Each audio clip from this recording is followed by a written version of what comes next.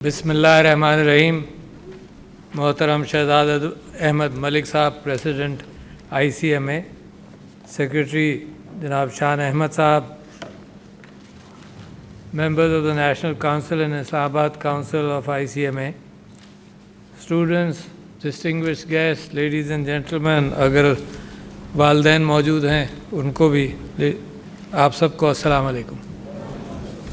मुझे बड़ी खुशी है कि आपकी ग्रेजुएशन के अंदर पहले भी मैं शरीक हो चुका हूं और इस मरतबा दोबारा शरीक हो रहा हूं और आपको मुबारकबाद देना चाहता हूं जो लोग ग्रेजुएट कर गए और CMA का सर्टिफिकेट उनके हाथ में आ गया और ज़िंदगी के अंदर बहुत सारे रास्ते इसके साथ साथ खुल जाएंगे।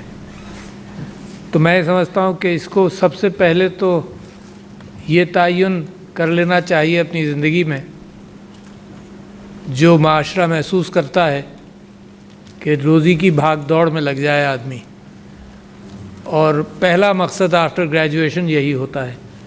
मगर आपका मुल्क ऐसे अदवार से गुज़र रहा है जिसके अंदर मैं ये भी कहता हूँ कि साथ साथ एक क्वांटम जो पाकिस्तानियत के हवाले से पाकिस्तान के लिए मेहनत करने का है, उसका दामन न छोड़ें बल्कि उसके अंदर अपनी तगो-दो को बढ़ा दें। मुझे एक तो बड़ा ताज्जुब ये हुआ कि आप जैसा इदारा, क्योंकि कॉस्ट एंड मैनेजमेंट अकाउंटिंग जो है वो बुनियाद बनती है किसी भी इदारे के काम के हवाले से, उसकी इनकम क्या है, उसके एक्सपेंडिचर्स क्या हैं, उसकी मैनेजमेंट कैसी है, उसका डायरेक्शन ठीक है नहीं है, उसकी स्ट्रैटेजी क्या होनी चाहिए। किसी भी इदारे में जिसमें लेन देन हो पैसे का, उसके अंदर आपकी स्किल सेट्स की अहमियत है। और मुझे ताज्जुब ये हुआ अभी जब मैंने पूछा कि कितने लोग साल में ग्रेजुएट करते हैं तो पता चला 100 करते हैं। तो 100 तो एक शहर के लिए काफ़ी होना चाहिए, सारे पाकिस्तान के लिए तो मैं समझता हूँ कि ये नंबर बड़ा कम है। और मुझे सबसे बड़ी रुकावट तालीम के मैदान में और हायर एजुकेशन के मैदान में पाकिस्तान के अंदर सबसे बड़ी रुकावट यही मिली है कि इदारे अपने आप को क्वांटिटी के एतबार से बढ़ा नहीं पाते, और पाकिस्तान को बड़ी सख्त ज़रूरत है, हर एतबार से बड़ी सख्त ज़रूरत है। तो क्या करते हैं, क्योंकि मैं ख़ुद तालीम से वाबस्ता रहा हूँ, अपनी फ़ील्ड के अंदर फेलोशिप्स का इम्तहान भी लेता रहा हूँ, ट्रेन भी करता रहा हूँ। 4 साल के लिए मेरे पास सर्विंग आर्मी ऑफिसर्स भी आते रहे हैं फॉर देयर ट्रेनिंग, और फेलोशिप के एग्ज़ाम लेता था।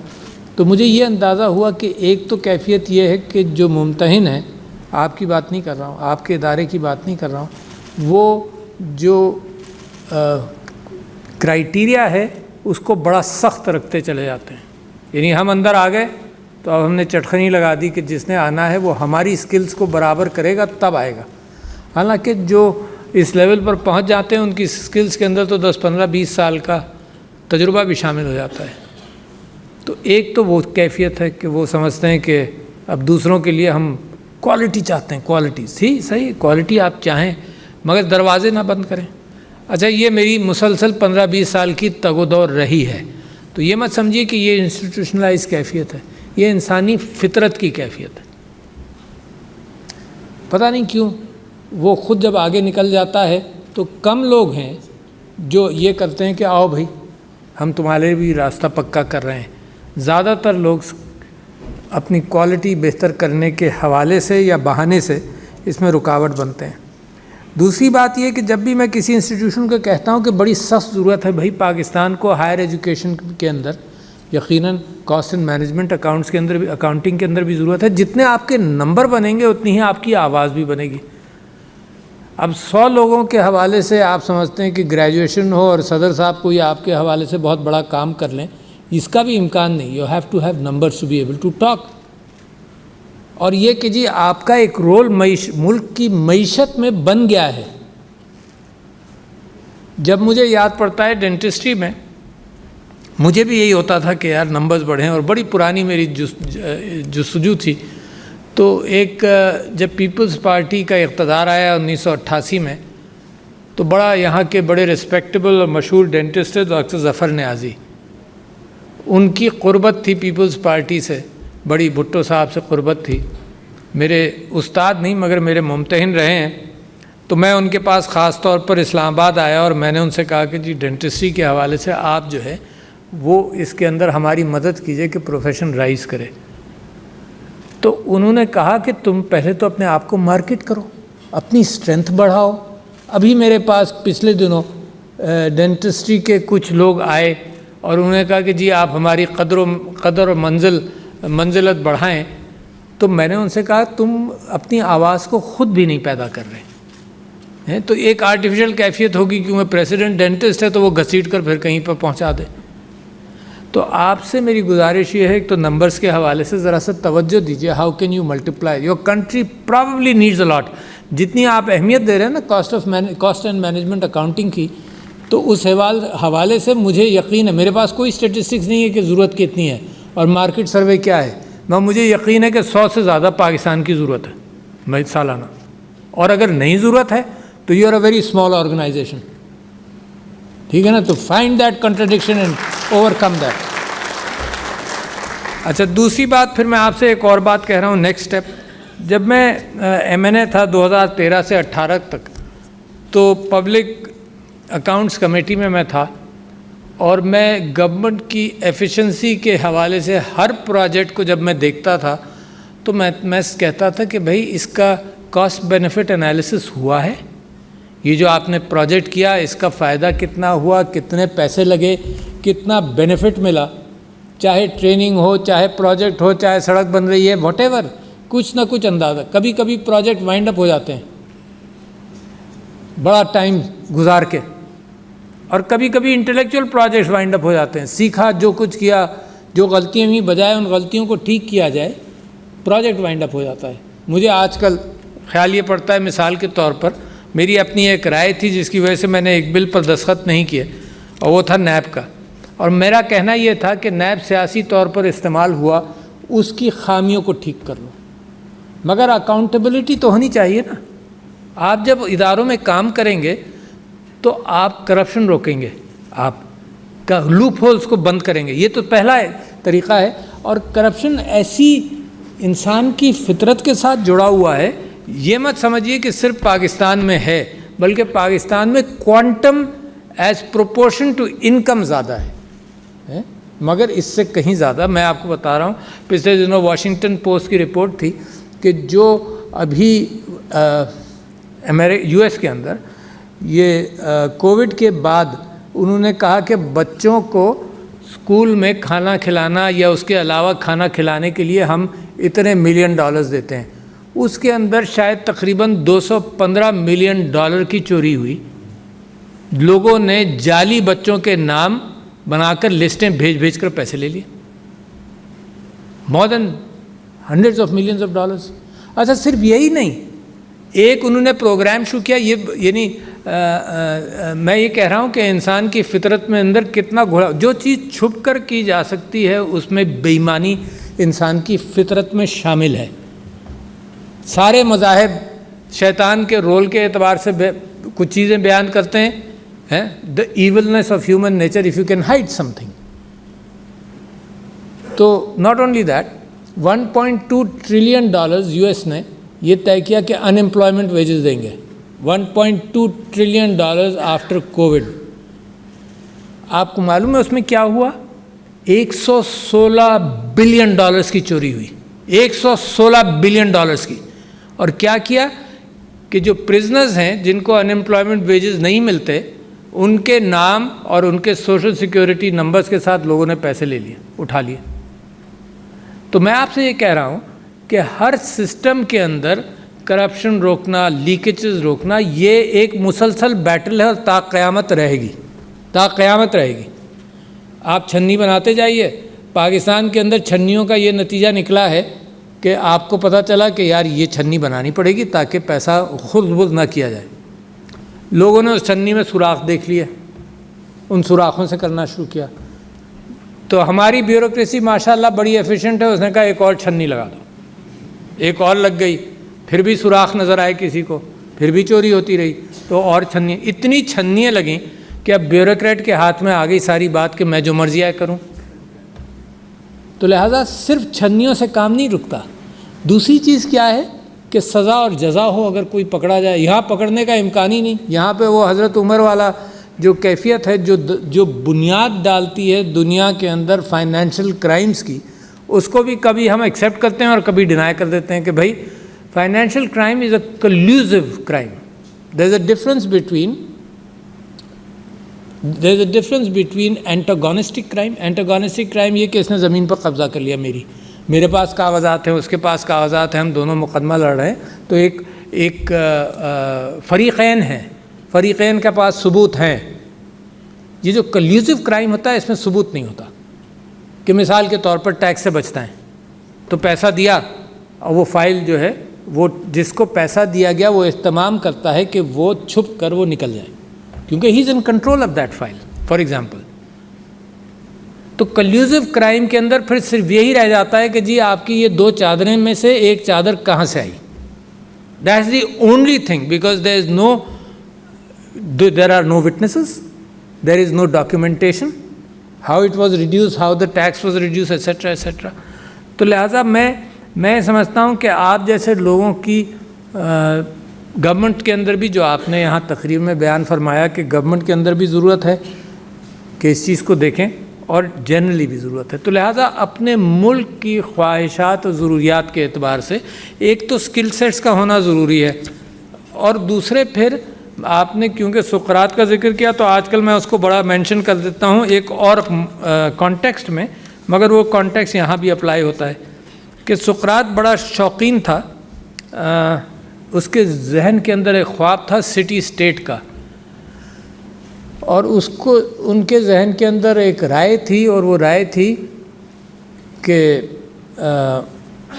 مشاورت ہو. دیکھیے قرآن کے اندر بھی اور ہمیشہ سے ان مشاورت کو بڑی اہمیت دی گئی. اللہ تعالیٰ بھی فرماتا ہے کہ مشاورت کرو، رائے مل جاتی ہے دوسروں کی. اکیلے آدمی نکلتا ہے جس کو مشورے کی ضرورت نہیں، شاید وہ تو میرے نبی صلی اللہ علیہ وسلم بھی لوگوں سے جب بیٹھ کر مشاورت کیا کرتے تھے. اگر نبی کو ضرورت ہوتی ہے کہ انسانوں سے بات کر لے اور سن لے، تو پھر عام انسانوں کو تو اور بھی زیادہ ضرورت ہونی چاہیے. تو اس نے کہا مشاورت، جس کی وجہ سے جمہوریت ایک طرز حکومت ہے، مختلف انداز سے ہوگا، مونارکی اس کے اندر بھی ہوگا، parliamentary, presidential, whatever form you want to take. دوسرے اس نے کہا تجارت، needs of the body, needs of the body کے اندر چیز لینا، کھانا پینا، اس کی تجارت، یہ سب کچھ. دوسرا، تیسرا، اس کو کسی نے، اس کا جو ساتھی جو سوال کر رہا تھا شاگرد، اس نے پوچھا اس سے دونوں سے کام چل جائے گا؟ اس نے کہا نہیں، اس کے ساتھ پیشن چاہیے. تھائموس اس نے لفظ دیا اس کو، پیشن چاہیے کچھ کام کرنے کے لیے. تو بچوں آپ سے میں کہنا چاہتا ہوں کہ آپ نے اسکل سیٹ تو حاصل کر لیا، مگر پاکستان کو اس وقت بڑی سخت ضرورت ہے for a passionate attitude among people, especially among youngsters. Passion, اور وہ پیشن آپ کو جہاں سے بھی ملے. پیشن آپ کی آئیڈینٹی سے ملے، پیشن آپ کو اپنے مذہب سے ملے، پیشن آپ کو اس بات سے ملے کہ اگر آپ نیچے غربت اور مفلسی دیکھیں اور اس کی ذمہ داری اگر آپ سمجھتے ہیں کیوں ہوا ایسا. ایک ترقی کرنے والا ملک جو دنیا بھر کی ایئر لائنز بناتا پھرتا تھا، کنسٹرکشن کرواتا تھا، سب کچھ کرتا تھا، وہ زوال پذیر ہوا. تو وہ اس وجہ سے نہیں کہ یہاں پہ سیلاب بہت آئے، یہاں پہ کرپشن کا سیلاب آیا، نان میرٹ کا سیلاب آیا. اب جب نان میرٹ اور کرپشن کو آپ ملا دیں، نیپوٹزم کو آپ ملا دیں، اپنی کوالٹی آف ایجوکیشن کو گرا دیں، اپنے بچوں کو تعلیم نہ دیں، یوتھ بلج بڑھتا چلا جائے، عورتوں کو ورک فورس کے اندر شامل نہ کریں، تو ایک سیلاب ایسے ملک کو ڈبو دیتا ہے. یہ تو آپ لوگوں کے اوپر اللہ کا احسان ہے کہ ہماری ساری حرکتوں کے باوجود پاکستان کے اندر ایک اسٹرینتھ ہے جو بڑی اہم ابھی بھی چل رہی ہے. تو میں سمجھتا ہوں کہ آئیڈینٹیفائی کریں، آپ کا ادارہ بھی کرے، آپ انڈیویجولی اپنی زندگی کے اندر آئیڈینٹیفائی کریں. جیرڈ ڈائمنڈ ایک آتھر ہے، اس نے ایک کتاب لکھی ہے، I am forgetting the name, it's among my books which I have recommended to people.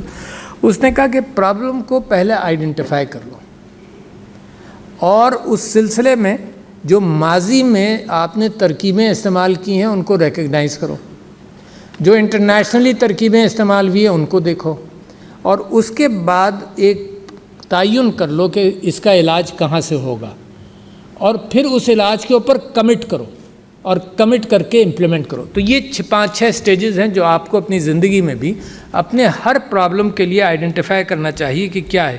اور میری آپ سے گفتگو آپ کی ذاتی زندگی کے اندر صرف اس حد تک ہے کہ آپ اپنے ماں باپ کی اس محبت کو پہچانیں کہ آپ کو اس قابل بنایا، کیونکہ اس معاشرے کی سب سے اہم چیز یہ ریکگنیشن ہے جو اس معاشرے میں ہے، جو باہر سے لوگ واپس آتے ہیں نا کہ اس کلچر سے کوئی فائدہ اٹھائیں۔ مذہب تو کہیں بھی پریکٹس ہو جاتا ہے، یہ جو کلچر ہے عزت کرنے کا اپنے بزرگوں کی، یہ پاکستان میں بھی موجود ہے۔ تو لہٰذا اپنے ماں باپ کی عزت کریں اور ان کے مشکور رہیں، صرف الفاظ سے نہیں، اپنے حرکات سے۔ اور اس کے ساتھ پھر دوسری چیز یہ کہ اپنی ایمانداری کے ساتھ دیکھو کچھ ٹینجیبل ایڈوانٹیجز ہو سکتے ہیں پاکستان میں۔ ٹینجیبل ایڈوانٹیج یہ کہ ہم سستی پروڈکٹ بنائیں، اس کو ایکسپورٹ کریں، یہ کریں وہ کریں۔ کچھ انٹینجیبلز ہیں جس میں قوموں کی جو رائز ہوتی ہے وہ ٹینجیبل چیزوں سے نہیں ہوتی۔ جتنا مرضی آئے تیل آپ کسی کرپٹ کنٹری کے اندر ڈال دیں، وہاں ترقی نہیں ہوتی۔ مجھے یاد ہے تیل کی ریکگنیشن نائجیریا جیسے ملک کے اندر اتنی تھی، مجھے نام بھی یاد نہیں رہے، 60s کے اندر ایماندار دیانتدار لوگ تھے، مگر وہاں انٹرنیشنل انٹریگ سے بیافرا کا بنانے کا اہتمام ہوا اور لڑائی جو شروع ہوئی تو اتنا کرپشن ہوا کہ نائجیریا جو آئل رچ کنٹری تھا وہ بہت کمزور رہا۔ تو کبھی نیچرل ریسورسز ملک کو نہیں بناتے، اس غلط فہمی سے آپ نکل جائیے۔ مڈل ایسٹ میں بھی آپ دیکھیں ترقی ہے مگر اس کو دوسرے لوگ بنا رہے ہیں۔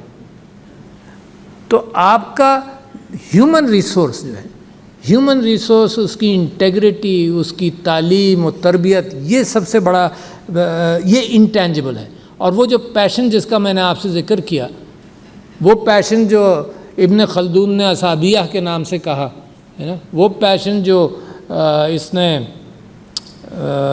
جس نے کلیش آف سویلائزیشن لکھی ہے، سیموئل پی ہنٹنگٹن نے، اس نے کہا کہ جی وہ پیشن مذہب سے آ سکتا ہے، وہ پیشن زبان سے آ سکتا ہے، وہ پیشن ریجن سے آ سکتا ہے، مگر وہ پیشن جو ہے وہ ملکوں کو بناتا ہے۔ تو میں آپ کے سامنے جو میں نے بات کہی ہے وہ تو آپ کے پیشے کے اعتبار سے کی ہے، نوجوانوں آپ کے حوالے سے کی ہے، انسٹیٹیوٹ کے حوالے سے کی ہے، اور الٹیمیٹلی یہ سارا ڈائریکشن میرا آپ سے گفتگو کرنے کا یہ ہے کہ یہ پاکستان ہے، یہ میرا اور آپ کا بڑا قیمتی اثاثہ ہے۔ اس کو مضبوط کرنا آسان بھی ہے اور ڈیفیکلٹ بھی۔ آسان اس لیے کہ راستوں کو پہچان کر ہم ایکسیلیٹر پر پیر رکھیں۔ یہ کہہ دینا کہ جی ہاں ہم کوشش کر رہے ہیں، ناٹ انف۔ یہ ساری میں نے جو آپ سے گفتگو کی ہے، اس کے میں سوائے اس کے کہ چند تاریخی حوالے میں نے آپ کو دے دیے، کچھ آپ کو زیادہ تر معلوم ہوں گے، کچھ نہیں معلوم ہوں گے، مگر ان تاریخی حوالوں کے علاوہ میں آپ سے جو گزارش کر رہا ہوں اس کو میں ایک دائرہ کار کے اندر پیش کر رہا ہوں کہ یہ ہے میرے ملک کی ضرورت۔ اور آپ جب اس بلڈنگ میں آئیں اور جب پریسیڈنسی میں آئیں تو یہی آپ ایکسپیکٹ کرتے ہیں کہ ملک کی اصل ضروریات کے اندر ہمارے جذبات اس ملک کی ڈائریکشن اور اس ملک کی جو موومنٹ ہے اور اس کے جذبات سے مل جائیں اور منسلک ہو جائیں۔ تو لہٰذا اس امید کے ساتھ کہ آپ کیونکہ ایک نوجوان طبقہ ہے، آپ ایک روٹین میں اپنی زندگی مت گزاریے گا۔ یہ روٹین والا اگر آپ نے دنیا میں اپنا نام پیدا کرنا ہے اور ملک کا نام پیدا کرنا ہے اور اپنے خاندان کا نام پیدا کرنا ہے تو لہٰذا آپ روٹین سے ہٹ کر ایک پیشنیٹ پاکستانی بن کر اگر جب آپ کام کریں گے تو مجھے امید ہے ایسے اور سارے طبقات کو ملا کر مجھے امید ہے کہ پاکستان کو ایک ڈیولپڈ کنٹری بننے میں 1 دہائی سے زیادہ وقت نہیں لگے گا۔